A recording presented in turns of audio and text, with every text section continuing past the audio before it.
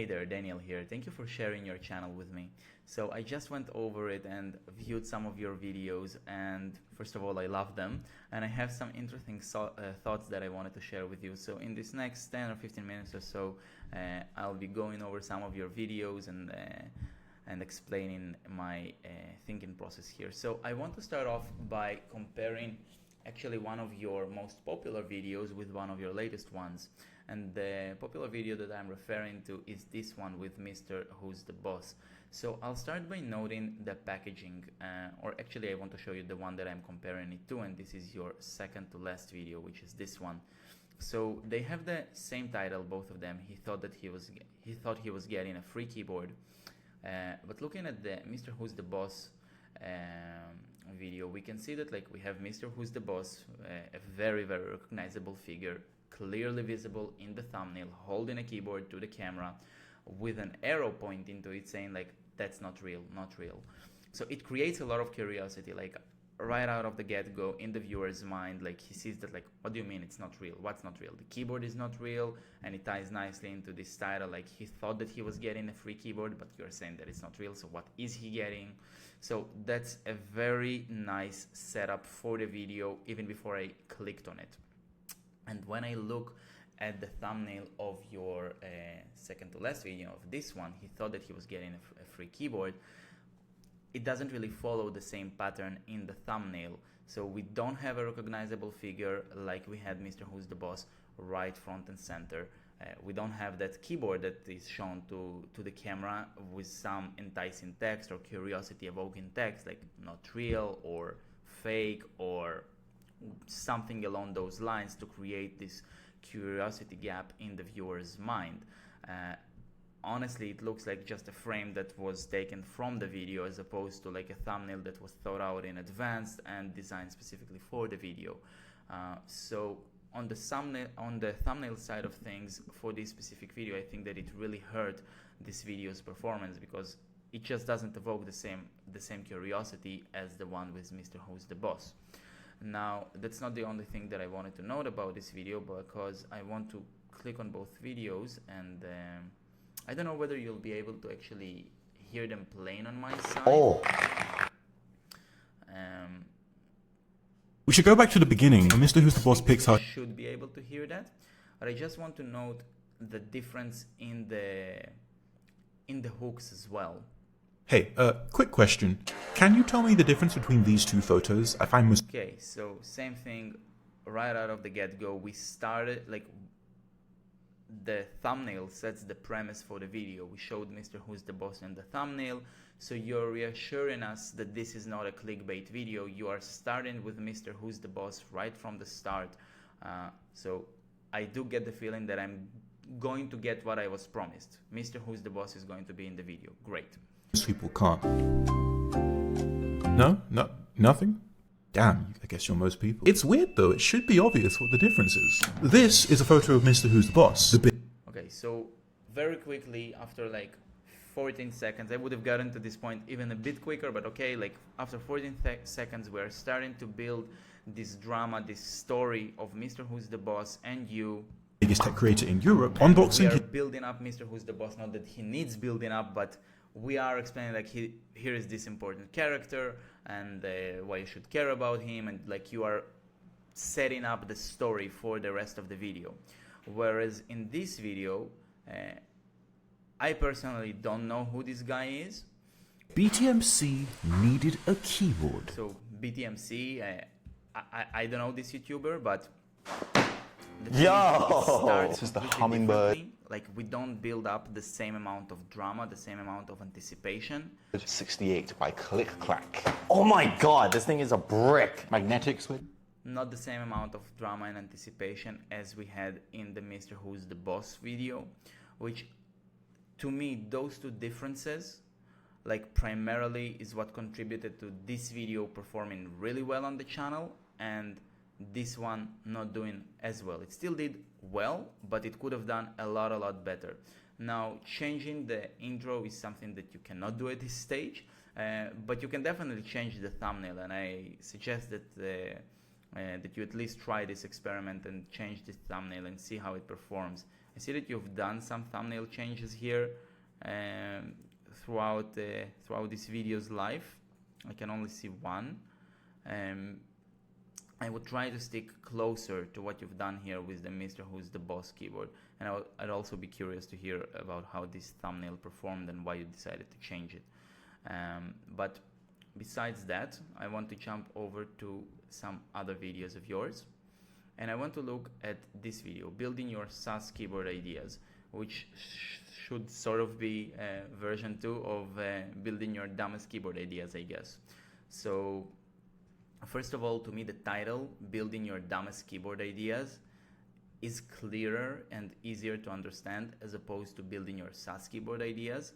So that is a difference that I wanted to note in terms of like it is such a small difference in the title, but this small difference can make all of the difference of people like, yep, building the dumbest keyboard ideas as opposed to like trying to building your SAS keyboard ideas.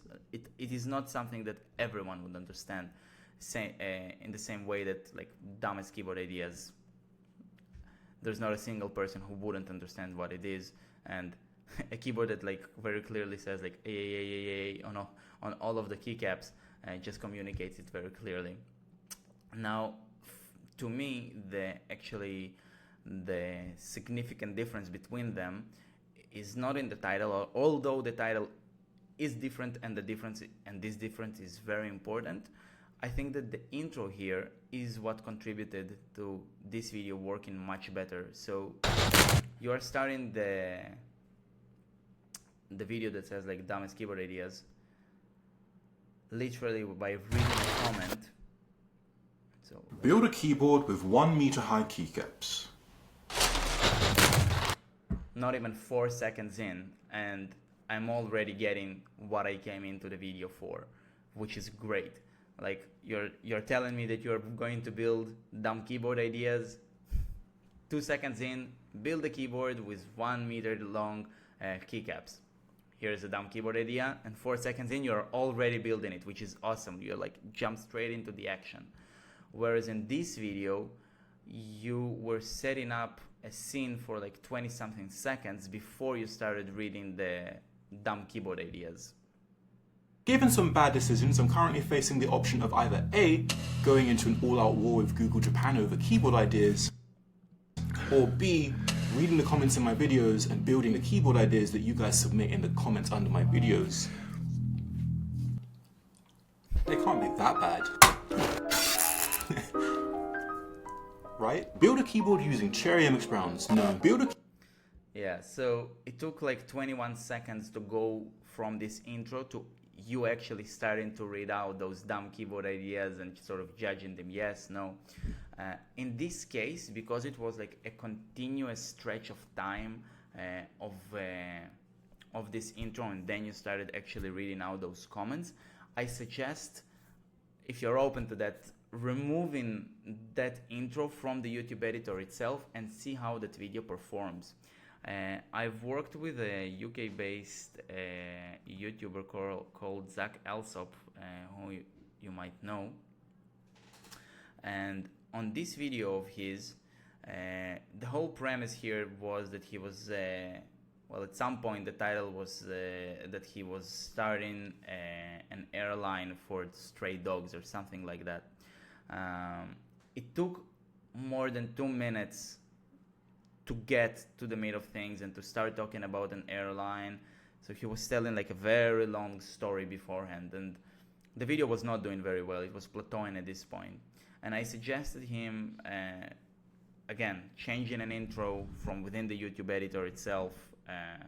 It's pretty hard, but there was a chunk of like 20 seconds that could be taken out and the video would still make sense, it would still be coherent, and I suggested that he takes it out. So we literally just cut it out as a whole section from the YouTube editor itself, and you can see here in the views graph it started plateauing, and right here at this point where he changed it, that video started taking off again, and it almost doubled the amount of views, actually probably more than double the amount of views that he got after that change. And in this case, I think that it can even be more significant. Like, the video can really take off, I believe, So what I would do is I would change the title to be closer to this one, or just a direct copy of this one. Again, just building your dumbest keyboard ideas, or building your dumbest keyboard ideas number 2. I would be hesitant about numbering it because I don't want to lead people to feeling that they need to watch number 1. So even just copying the title directly and removing these first 20 seconds from the intro. You can always bring them back, but I think that it's worth removing it and see how that video performs, giving it like a couple of weeks to see how it goes. So that's about these 2 videos.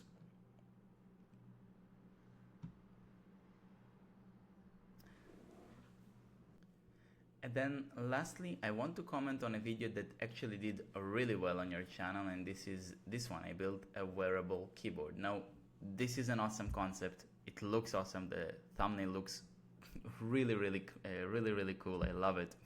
And the video did really well. What I think though is that it sort of reminded me of a Mark Rober video of like you starting to build something, and here is a passion project that I'm building. It's something cool. It's sort of unnecessary, but I'm gonna build it anyway. And I feel that you could have inserted a little bit of more background story into it. You did show the wearable keyboard that wasn't actually typable, but if we look at some videos from Mark Rober, just a moment, I have his channel open here. The way that he sort of builds up those intros and creates this background story, I specifically remember him doing it really well in the squirrel videos, in his first squirrel videos, and maybe his octopus video, yeah, in this one. So if you go to those videos and see how he made those intros, I think it could give you great ideas of how to make similar videos again in the future, of changing up the way that you tell this story a little bit, like making it a little bit more personal and building up that anticipation. And I think that it's tying back to Zach Alsop, just to go back to his channel. He had a video in which he signed up grandpa or something to a fashion show, and this I don't know whether you saw this video before when you were creating this thumbnail, but like fake model and him with this puffer jacket. So I faked my grandpa to the top of the fashion week. I think that you could have sort of done a similar thing here. It would take the video in a different direction, but like trying to sort of build it up as though you are trying to go into a fashion show or something like that would give it another layer of for the story, basically. It would probably complicate the production a little bit, but it would make the story sort of more interesting to some extent, because there will be this additional layer that will be following. So I've been going over a lot of your videos, and I have a lot of thoughts over them, but I realized that I've already been going for like 13.5 minutes, and I want to be respectful of your time. So I wanted to give you like this quick overview of stuff that I noticed, of things that could be fairly easily changed and can have a great impact on how these videos perform. And I would really love to dive deeper into that with you if you'd like. If you enjoy this these insights and you would love to chat further, just let me know and we can schedule a call and see what we can do from there. Thank you so much for watching and for your time, and take care. Bye.